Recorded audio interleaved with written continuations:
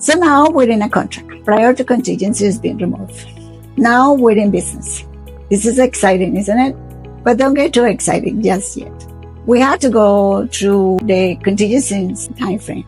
The buyer will now secure their loan, have the inspection on the property, and review all the reports and disclosures. This typically takes between 17 days, depending on what was initially agreed upon in the contract.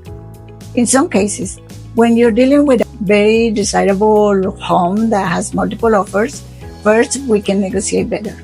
There are no contingencies, but this isn't quite as common as we would like during the contingency time frames. The buyer can back out of the home if they're not happy with what they discover after reviewing the reports and having the inspection. This is typically when the buyer will be asking for repairs, or they possibly asking for credit for things that they found during those inspections. But there are also the options to back out of the whole if they choose, or if they are requested that we can come out to mutually agree between the buyer and the seller. They can choose to back out.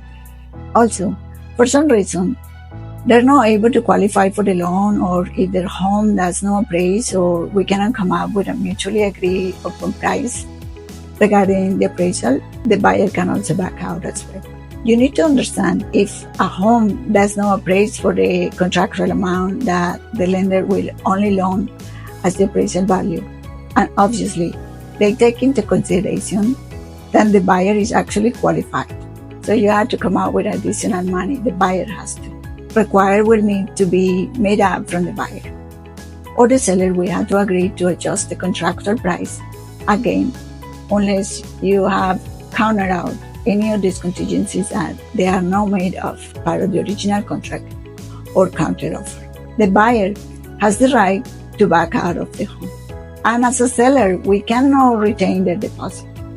This is why it is essential to hire an agent like myself who knows what's a properly vet buyer and their offer, who ask the right questions and has the right conversation with the agent. The lender and the buyer deposit is only at risk if they have officially removed their contingencies.